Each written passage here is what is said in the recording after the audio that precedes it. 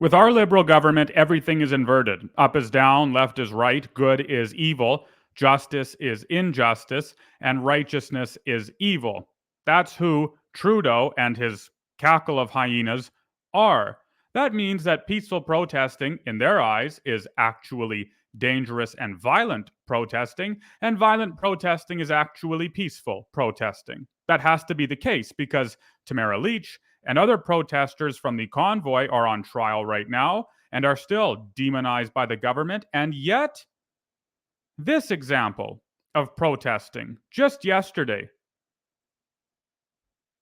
has been met with silence from Trudeau and his liberal government. It must be peaceful.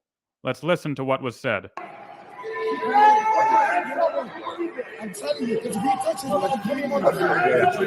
You come near me, I'll put you lay down on the floor. I'll lay you to sleep. I'll put you 6 feet deep. I'll lay you to sleep. I'll put you 6 feet deep. What a brilliant and shining example of all the love and tolerance that Justin Trudeau claims our country enjoys and has.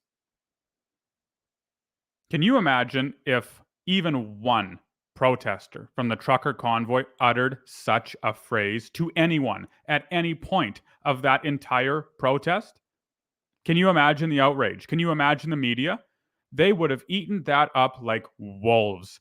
They would have distributed that far and wide for every single Canadian to see, and they would have completely crushed the convoy. But not one threat like that, like this, was uttered during the convoy, not one. And yet, when this example of peaceful protesting manifests in our country, where's Trudeau? Where's Freeland? Where's Joly? Where's all of those liberal ministers so quick to condemn the convoy? They're silent. Cowards. I'll put you 6 feet deep. He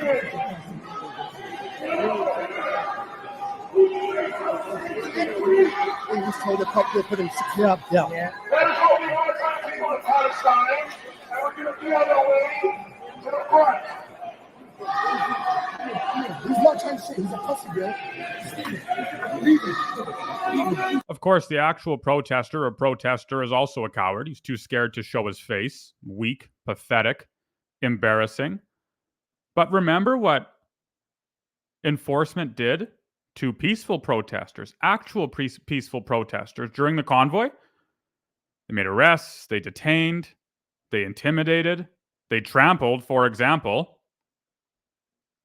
This woman, everyone knows that now famous picture of her being trampled on the or by horses.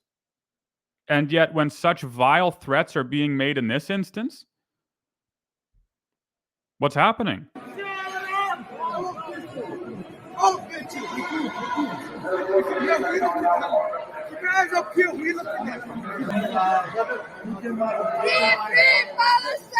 Free Palestine!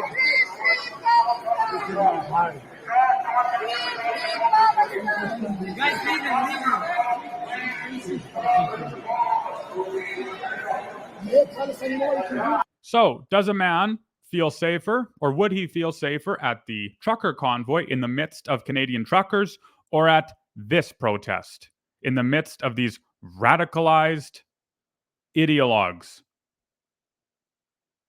Let a man use his feet to vote. Let a man use his feet to speak. All of these liberal cowards talk about how dangerous the trucker convoy was. They talk about how desperately evil the trucker convoy was. And yet, when actual putrid violence is being promoted like this, all of them are hit with a hush. They say nothing at all. They hide in their rooms, pretending that this is an example of freedom fighting. It's not. It's an example of pure oppression. It's an example of violence. It's an example of sin. And it's invading our country at frightening rates. All of us right now feel like Moses in Exodus when he says in chapter 2, after he has to be exiled from Egypt, that he says, I've become a foreigner in a foreign land. I feel like a stranger in a strange land. I feel like a resident alien in a foreign land. I'm a foreigner in a foreign land, is what Moses says. And that's what Canada feels like right now. But it's not supposed to. This is our land. This is our home. And yet, because of this undeniably radical and ridiculous invasion invited by the federal government, by Trudeau and his minions, this nation we call home no longer feels like home. It's not our home, it's everybody's home, which means it isn't a home. That is, if you have a house for your family, but you keep all of the doors open and you allow anyone to live in it and do whatever they please, it's not really your home, it's everyone's home.